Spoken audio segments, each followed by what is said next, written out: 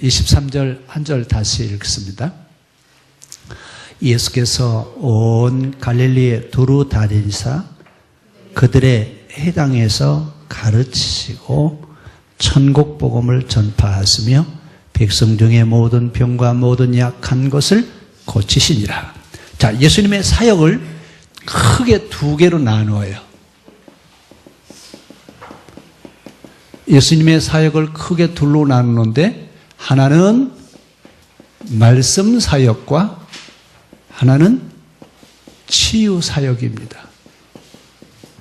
자, 말씀 사역에서는 설교를 하시는 거, 설교로 이제 말씀을 하시는데 이때 말씀하시는 내용들은 뭘 말씀하시느냐?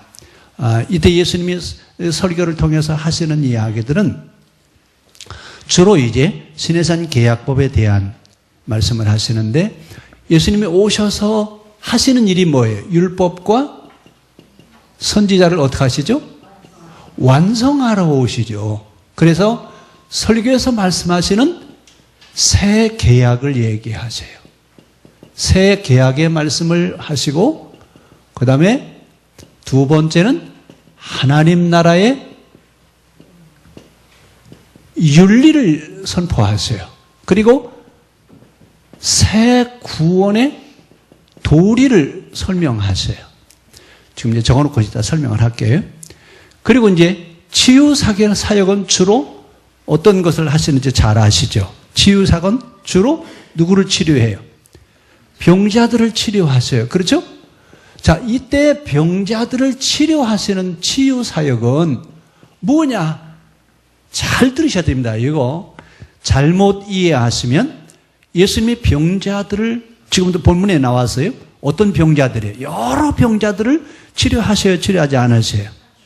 이 치료하시는 것은 병자를 치료하는 것은 병자를 치료하는 게 아니라 죄인을 치료하시는 거예요. 그러니까 죄인이 아니다 그 얘기예요. 그런데 이 죄인을 치료하실 때는 무조건 용서하시고 무조건 받아주시고 무조건 은혜를 주셔요.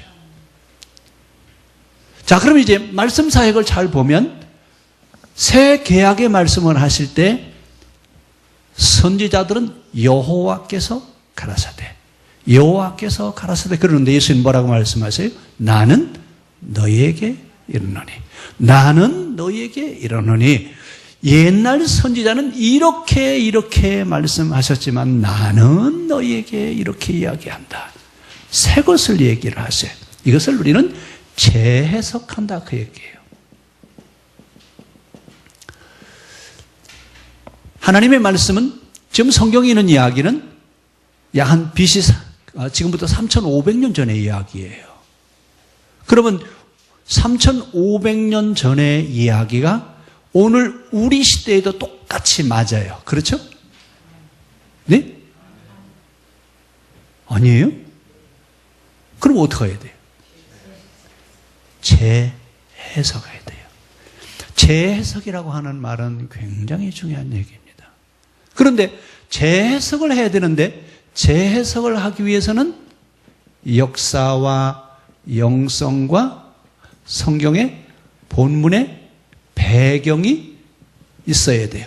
이것을 아우를 수 있는 능력이 있을 때 재해석할 수 있어요. 그러면 이제 우리가 성경을 해석한다, 성경을 말한다라고 하는 이야기는 우리가 무엇을 갖춰야 성경을 좀 이해할 수 있어요?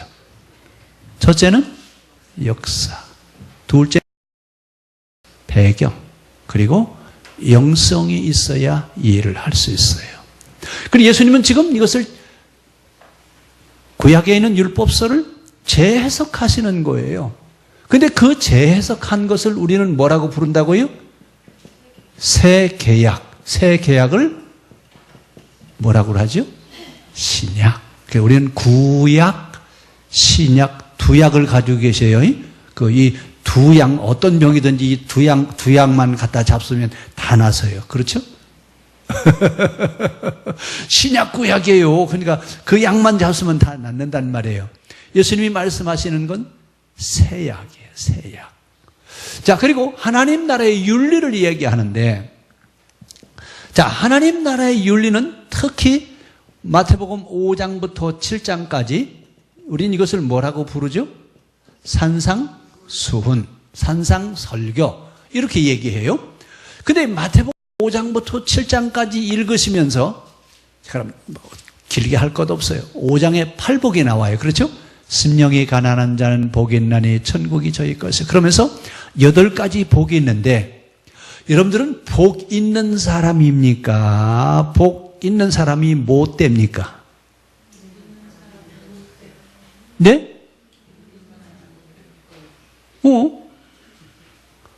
심령이 가난한 자 복이 있나니 천국이 저희 것이요.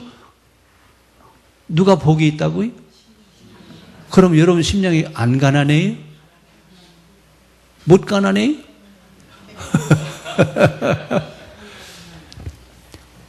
(5장에서) (7장까지는) 새 윤리를 우리에게 얘기하세요. 근데 이 새 윤리는 우리에게 뭘 요구하시냐면 완전하게 그것을 지켜가기를 요구하세요. 이제 산상수훈 얘기할 때 거기 가서 또 얘기를 할 겁니다. 그러면 완전하게 5장에서 7장에 있는 내용을 완전하게 지켜가기를 원하셔요. 그렇죠? 그럼 그렇게 할 수 있어요, 없어요? 없어요? 그러면 천국은 어떻게 간대요? 예? 못 간다고요? 그래서 무조건 용서하시고 은혜 베풀어 주셔서 구원하십니다. 그러니까 우리는 두 번째 윤리에 대한 얘기를 하실 때는 진짜 자신 없어요. 왜요? 너희는 세상의 빛이요 소금이니 만약에 빛이 그 빛을 잃으면 소금이 그 맛을 잃으면 너희는 뭐라고요? 예? 세상의 빛이요 소금이 맛을 잃으면 어떻게 한다고요? 버려버린대요. 그러면 우리는요? 예? 버려질 수밖에 없는 자인 것을 아는 거죠. 하나님, 빛이요 소금 되어지라고 오셨고 소금이 제 맛을 잃으면 무엇으로 짜게 하겠느냐 그러셨는데 나는 마시는 맛은 고사고 아무 맛도 없습니다. 버려질 수밖에 없는 자입니다.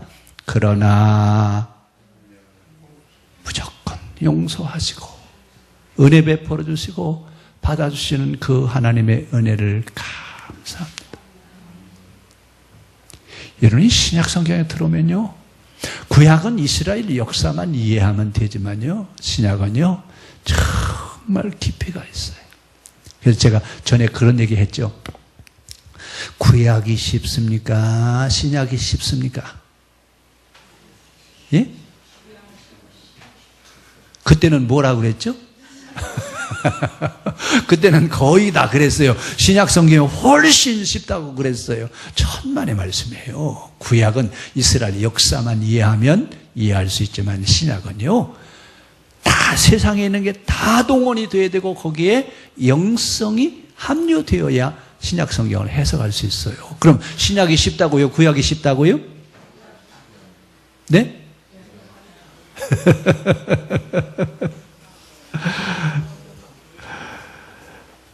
자, 새 윤리를 말씀하시는 거예요. 예수님의 사역은 결국은 말씀 사역의 핵심은 뭐예요?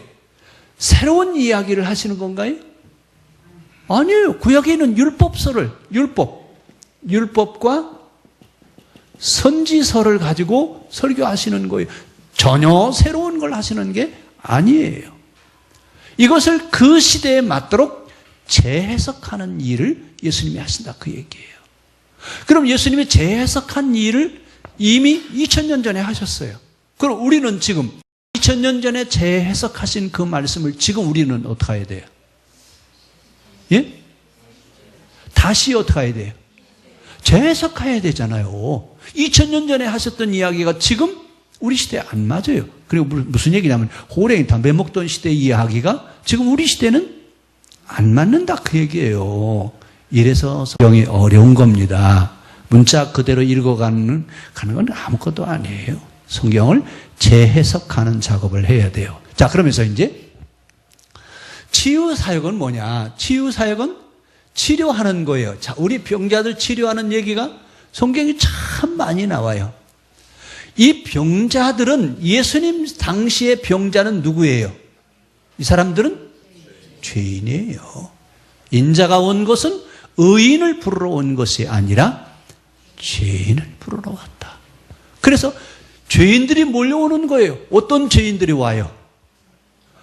그러니까 성경에 예수님 시대에 말하는 죄인과 지금 우리 시대에 말하는 죄인은 개념 자체가 달라요. 같이 생각하시면 안 돼요. 그러니까 예수님 시대의 죄인은 누구예요? 병자들, 가난한 사람들, 직업이 안 좋은 사람들, 장애인, 이런 사람들은 다 누구예요? 다 죄인이에요. 이런 사람들을 뭐하러 오셨다고요? 고치러 오셨다. 그래서 인자가 온 것은 의인을 부르러 온 것이 아니라 죄인을 부르러서 죄인을 구원하기 위해서 오셨다. 이 이야기가 지금 23절에 나와 있어요. 그래서 예수님이 어디서부터 시작하시냐면 갈릴리 지역의 해당에서 시작하셔요. 그렇죠? 어디라고요? 갈릴리 지역의 해당이에요. 자, 이 해당이라고 하는 말은 신약 성경에만 나와요. 구약 성경에 해당이 있어요, 없어요? 그냥 구약에 없던 이야기가 신약 성경에 등장하는데 이 해당 제도는 언제 생기냐면 바벨론 포로기 때 생깁니다. 바벨론 포로 생활하면서 예루살렘으로 예배 드리러 올 수 있어요, 없어요? 그래서 어떻게 해요?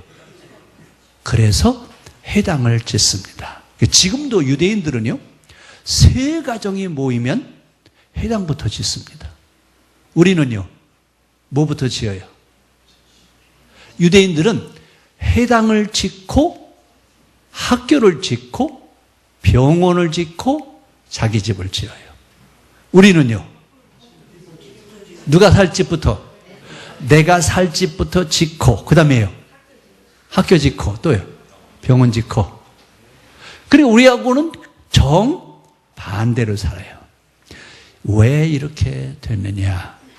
이것이 바벨론 포로 경험이에요. 포로를 경험하면서 그들은 아주 몸에 사무쳤어요. 우리 뭐라고? 뼈에 사무친다고 그러죠. 어떻게 살아야 된다? 말씀대로 살아야 된다. 말씀대로 살지 않다가 망했다. 그 말씀대로 산다는 말은 여러분, 그건 굉장히 어려운 얘기예요. 우리가 성경에 있는 글자에 있는 살자, 그 얘기가 아니에요. 그렇게 이해하시면 성경은 정말 쉬워요. 근데 그 얘기가 아닙니다. 자, 하여튼 말씀대로 살자. 그래서 뭘 지었냐면 해당을 지었어요. 그래서 해당에서 낮에는 일하고 밤에는 공부하고 주경, 야독. 낮에는 포로들이니까 그래 끌려가서 뭐 해요? 쭉 들어 일하는 거예요. 그 밤에는요, 잠도 안 오니까 공부하러 오죠? 그러죠? 우리는 뭐라고 그래요? 바빠서 못 가요. 바빠서. 시간이 있어야 가지요. 수요일날 저녁에 왜 안 오냐 그러면 바빠요. 바빠서 갈 시간이 없다니까요. 이 사람들은요, 바쁘단 말이 나와요? 지금 바쁘단 말이 어디 있어요? 뼈에 사무쳤는데요. 우리가 말씀대로 살지 않다가 망한 거에 대한 뼈저린 회개가 있어요. 그래서 밤에는 공부하고 낮에는 일하고 이런 생활을 하면서 이 해당에서 신명기서를 공부하는 거예요. 신명기. 그 신명기서를 가르치는 사람을 신명기 사학자, 신명기 역사가 이렇게 얘기해요. 이 신명기를 가지고 공부하다가 철저하게 회개하는 겁니다. 하나님, 우리가 말씀대로 살지 않았습니다. 용서해 주십시오. 70년 동안 회개하면서 하나님이 그 회개를 받아주셔서 회복시켜 주신 거예요. 거기가 어디라고요? 해당이에요. 그리고 이 갈릴리에도 뭐가 있어요? 해당이 있어요. 그런데 이 해당 예배의 특성은 우리 지금 개신교가 가지고 있는 예배 형태가 해당 예배의 특성이에요. 그런데 해당 예배는 해당의 맨 앞에 여기 의자가 있어요. 누가 앉는 자리죠? 네? 여러분 교회마다 잘 보시 교회 구조를 보면 강단이 있고 강단 위에 의자가 있어요, 없어요?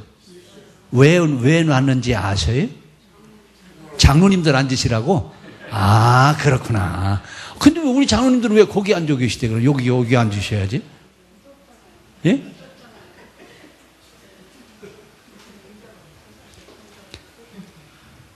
그때 회당 앞에다가 의자를 놓는 이유가 있습니다. 랍비들이 뭐라고 하냐, 우리는 회중의 얼굴을 보고 예배를 드려야지 뒤통수를 볼 수는 없다. 그래서 앞에다가 의자를 갖다 놓고 여기 올라 앉으시는 겁니다. 그래서 랍비는 어디 앉았고요? 강대상에 올라 앉았고요. 회중은 아래 앉고요. 우리는 이 의자를 싹 치워버렸어요. 왜 치운지 아셔요? 예? 의자가 없으니까 그러지, 뭘.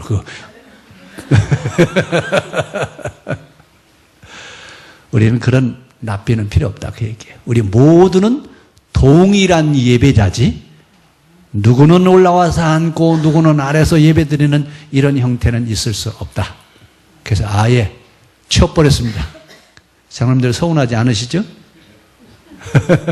장로님들에게 앉으시는 자리라며, 이거. 예, 납비에 대한 얘기, 해당에 대한 얘기 하다가 거기까지 갔습니다. 자, 하여튼, 예수님의 사역은 말씀 사역과 치유 사역 두 가지라고 하는 것, 여러분 이거 잘 보셔야 돼요. 이건 마태가 예수님을 보고 분석해낸 거예요. 이러면서 이제 마태복음 안에는 설교가 5편이 나오고 행적이 5개가 있어요. 왜 5편을 만들어 놨을까요? 뭐 때문에 그렇다고 그랬죠? 첫 시간에 제가 얘기했어요. 마태복음 강의하기 전에 첫 시간 서론할 때 5편의 설교가 있다고 제가 얘기했는데 왜 그랬죠? 예? 예, 모세오경을 머리에 염두에 두고 얘기하는 거예요. 그래서 모세오경 5권이 있는 것처럼 예수님의 설교를 5편으로 묶어놨고 행적도 5개로 묶어놨습니다. 자, 하여튼 예수님의 사역은 두 가지로 나눈다고요. 하나는 말씀 사역, 또 하나는 치유 사역. 이 두 사역을 이제 시작을 하는데 맨 먼저 어디로 가셨다고요? 갈릴리로 가셨어요.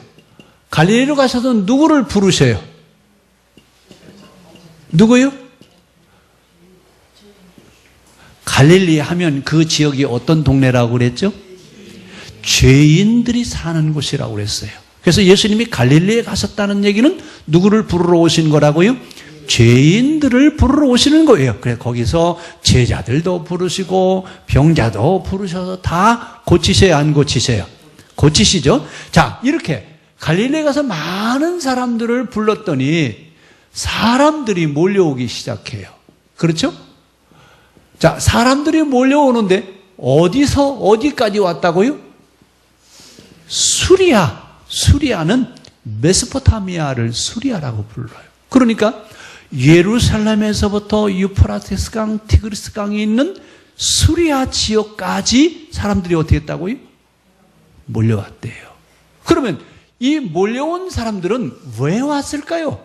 왜 왔을까요? 여기 있다 이제 우리 같이 한번 얘기해 보세요. 자, 이제 오늘 3번째만 가지고 쌤에서 한번 쉐링을 해보세요.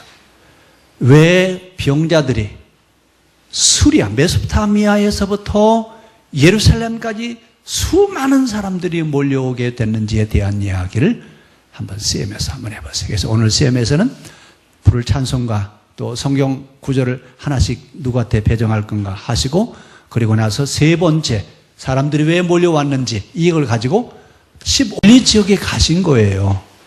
근데 사실은 갈릴리 지역이 아니라 어디가 중심지예요? 예루살렘이 중심지예요. 근데 예루살렘으로 가지 아니하시고 어디로 가셨다고요? 갈릴리로 가셨어요. 왜 갈릴리로 가셨느냐? 이유가 있어요, 없어요? 거기 누가 살아요? 죄인들이 갈릴리 지역에 살아요. 그래서 인자가 온 것은 의인을 부르러 온 게 아니라 죄인을 부르러 왔다. 그런데 앞에서 제가 설명했죠? 예수님이 말씀하시는 윤리를 지켜야 유대인들은 뭐라고 그래요? 의인이라고 그래요. 근데 여러분 성경에 있는 말씀을 보면 내가 지킬 수가 없어요. 그래서 성경은 거울과 같다.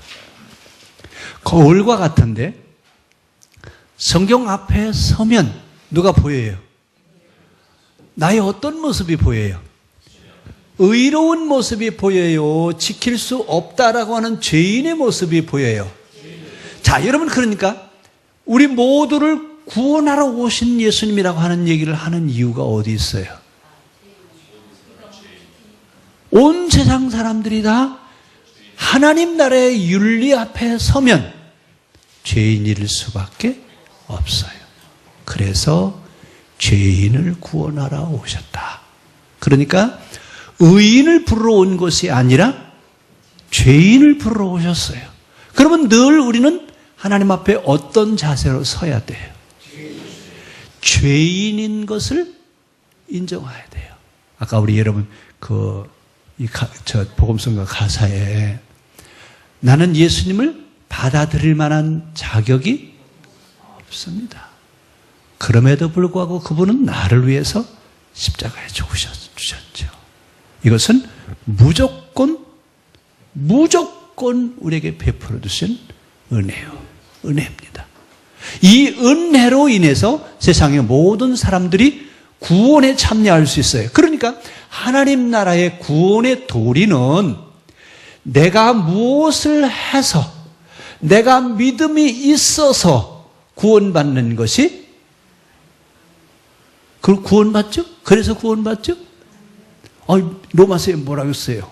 믿음으로 말미암아 믿음으로 구원 내가 믿음이 있어서 구원받았다. 그렇죠? 나는 구원받을 만한 믿음이 없는 것을 보게 하는 것이 산상수훈이에요. 그러니까 어때요? 내가 구원받을 만한 사람이 못 되니까 내게는 누가 필요해요? 주님이 그래서 우리에게는 필요합니다. 예수님 없이는 우리는 아무것도 할 수가 없습니다. 이렇게 고백하는 이유가 그래서 그런 겁니다. 자, 그래서 갈릴리 지역에 가서 죄인을 부르러 갔는데 왜 그러면 그 당시 유대교에서는 의인이어야 구원받을 수 있다고 그랬는데 예수님은 죄인을 부르러 오셨을까요? 여기 의인은 하나님이 만드는 의인이 아니라 사람이 만든 의인이에요. 죄인은 사람이 만들고 하나님이 버리셨다고 하는 사람들이 죄인이에요. 그러니까 다 의인과 죄인을 누가 만들어 놨어요? 사람들이 만들었어요. 이 사람들이 만든 이것 가지고서 주님이 판단하시는 것이 아니었어요. 그래서 의인과 죄인을 나눠 놓은 것은 그 당시 사람들이지만 하나님은 죄인이든 의인이든 모든 사람을 구원하기를 원하셔요. 그래, 누구는 구원받고 누구는 구원받을 수 없다고요? 흔히 우리 그전에 그랬잖아요. 예수 믿는 우리는 구원받을 수 있고 예수 안 믿는 저 사람들은 안 믿으니까 지옥 간다. 누구는 아멘 할 수 있어요? 우리는 아멘 할 수 있어요. 안 믿는 사람들은요? 너 나가라. 이래서 우리가 비난을 받았어요. 그런데 성경은 그렇게 얘기하지 않아요. 의인이든 죄인이든 모든 사람을 무조건 용서하시는 은혜를 베풀어 주셔서 구원하기를 원하신다. 이것이 성경이에요. 우리는 성경을 얘기해야 돼요. 교리를 얘기하지 마시고 성경을 얘기할 수 있어야 됩니다. 자, 그러면서 예수님이 지금 죄인들을 고치셔요. 여기 치유사역은 병자를 치료하는 것은 누구를 고치는 거라고 그랬죠? 병자를 고치는 거라고요? 이렇게 보면 하나만 알고 둘은 몰라요. 성경이 말하려고 하는 것은 병자를 치료하는 것은 곧 죄인을 고치시는 거예요. 그러면 병든 사람이 치료받았다, 치유됐다고 하는 이야기는 죄인에서 해방되게 하시는 거죠. 그동안 얼마나 많은 사람들이 죄인이라고 해서 멸시를 받았어요. 그런데 이제 예수님이 오셔서 그들을 다 고쳐주셔요. 고치시면서 이제 죄인이 아니라 너는 하나님의 백성이다, 너는 하나님의 자녀다, 이것을 얘기하죠. 그래서 모든 사람들이 몰려왔어요. 자, 몰려왔는데 어디서부터 왔다고요? 어디까지 왔다고요? 소문이 온 수리아에까지. 예수님의 소문이 어디까지 났다고요? 지금으로 얘기하면 메소포타미아 그 유프라테스 강, 티그리스 강이 있는 그 지역까지 소문이 났어요. 그래서 어디서부터 오는 거예요? 이스라엘 밖에서도 와요, 안 와요? 그럼 이스라엘 밖에서 오는 사람들은, 유대인들은, 이런 사람들은 누구라고 부르죠? 이방, 애국인들을 이방인이라고 불러요.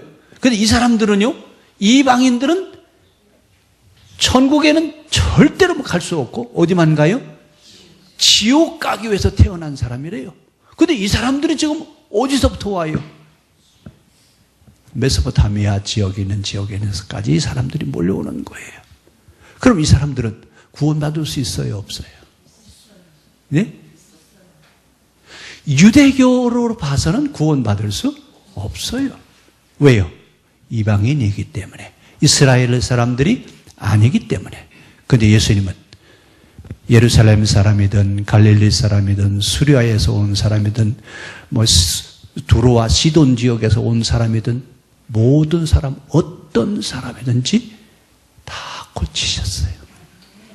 이야기는 여러분 잘 들으셔야 돼요. 우리가 이거 지금 여기서 해결하지 못하고 나중에 이제 구원에 대한 이야기 들어가면 너무 혼란이 와요. 성경의 구원관은 제한된 구원관이 아니에요. 어떤 사람이든지 다 구원받을 수 있어요.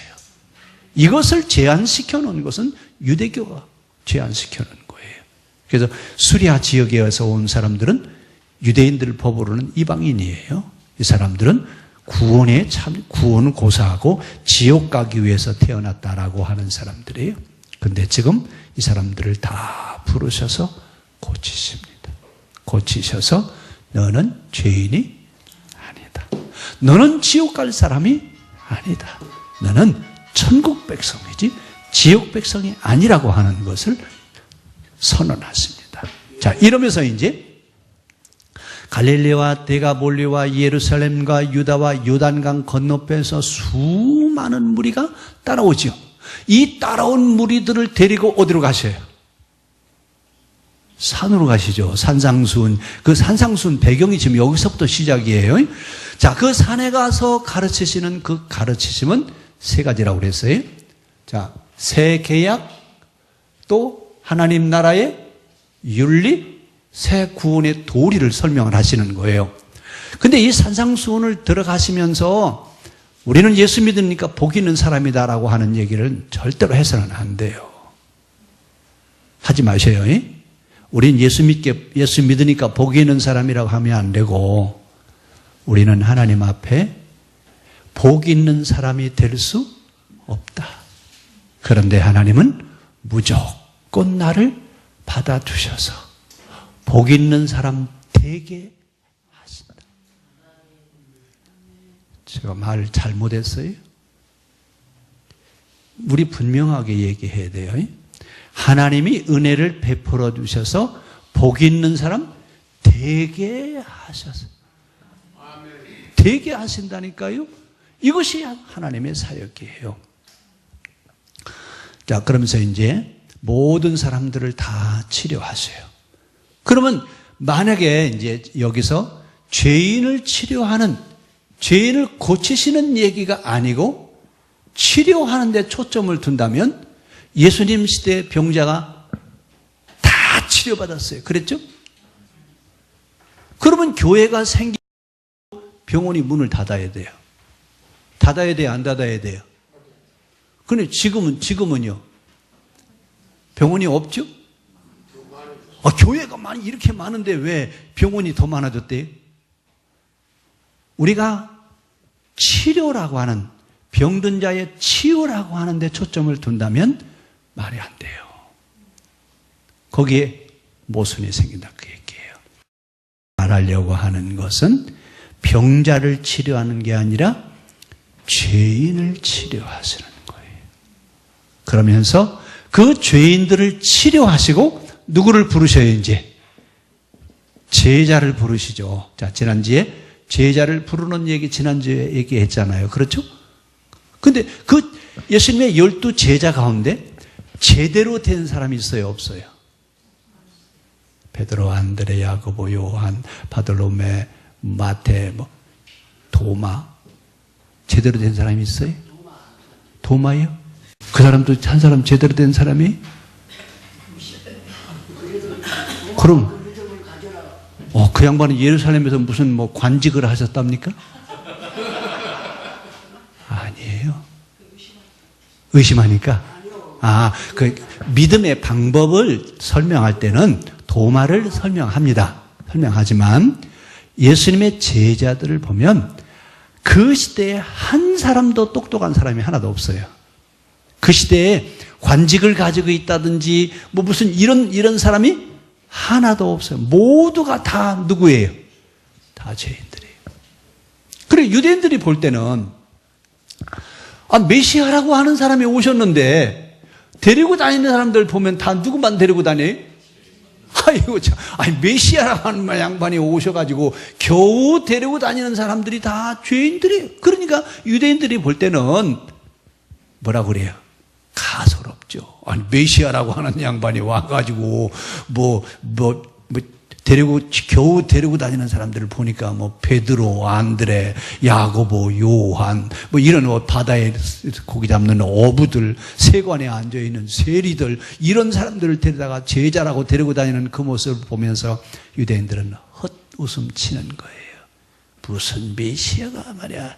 메시아라고 하는 분이 와가지고 겨우 데리고 다니는 제자들이 죄인들만 데리고 다닌다고. 그래서 유대인들은 예수님을 받아들여야 안 받아들여요? 왜 안 받아들였을까요? 왜요? 예? 뭐 때문에?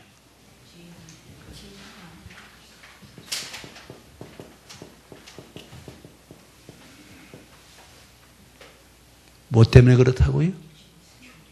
그들이 가지고 있는 신학과 교리가 이것을 받아들일 수 없게 만들어버렸어요. 그러니까 우리의 신앙이 교리와 신학에 빠져버리면 볼 것을 못 봐요. 들을 수 있는 것을 못 듣게 만들어버려요. 제일 그래서 무서운 신앙은 도구마화되어 있는 신앙이에요. 교리화되어 있는 신앙은 정말 무서운 신앙이에요. 근데 미안하게 우리가 교회에 들어오면 우리는 말씀을 가르치는 게 아니라 교리부터 가르쳐요. 특히 천주교 같은 경우는 세례 받으려면 6개월 동안 교리 공부를 해야 돼요. 그래야 세례를 줘요. 교리를 배워서 교리 신앙이 돼버리면 누구를 만드는 것과 똑같아요? 바리새인을 만드는 것과 똑같아요. 그래서 교리가 없어져야 된다는 얘기는 아니에요. 교리가 필요해요. 그러나 교리는 신앙이 아닙니다. 분명하게 여러분들 이거 이해하셔야 돼요. 그래서 우리는 교리 신앙에서 이제는 말씀 신앙으로 바뀌어야 돼요. 교리로 이해하지 마시고 예수님의 심정으로 하나님 말씀을 이해하시기 바랍니다. 만약에 교리로 성경을 이해해버리면 나도 모르게 이 시대의 바리새인이 돼버려요. 나중에 이제 예수님이 마태복음 23장, 24장, 25에 가서 바리새인들을 향해서 뭐라고 말씀하시죠? 화 있을진저 외식하는 서기관과 바리새인들이여 너희는 어디밖에 갈 곳이 없다. 천국은 누구만 간다고 그랬는데? 천국은 자기들만 가는 곳이라고 그랬는데 예수님 뭐라고 말씀하세요? 너희들이 갈 곳이라고 하는 건 지옥밖에 없다. 천당은 누가 간다고 그랬는데요? 자기들만 간다고 그랬는데 예수님은 지옥밖에 갈 수 없다라고 이렇게 얘기했습니다. 자, 오늘 이 얘기를 잘 기억하시면서 이 무리를 데리고 지금 어디로 가신다고요? 산에 가세요. 다음 주에 이제 산에 가서 설교하는 얘기를 시작할 겁니다. 이 산상수훈 얘기할 때 여러분 잘 들으셔야 돼요. 그래야 오해하지 않습니다. 대개 이제 산상수훈 팔복에 얘기하면 복이 있는 사람은 그러면서 이제 얘기하잖아요. 심령이 가난한 자는 복이 있나니 천국이 저희 것이요 애통하는 자는 복이 있나니 그들이 다 복이 있나니 그러니까 우리는 당연히 뭘로 받아들여요? 복이 있는 사람으로 당연하게 받아들여요. 참 잘 보셔야 됩니다. 하여튼 마태복음 5장부터 7장까지 산상수훈 할 때는 오후에 될 수 있으면 빠지지 마세요. 아무도 대답을 안 하셔요. 경우에 따라서 빠질 수 있다는 얘기예요? 예? 아니, 산상수훈 할 때는 될 수 있는 대로 빠지지 마세요. 왜냐하면 산상수훈이 제대로 설명이 안 되면 구약과 신약이 제대로 설명이 안 돼요. 이만큼 중요한 부분이 어디라고요?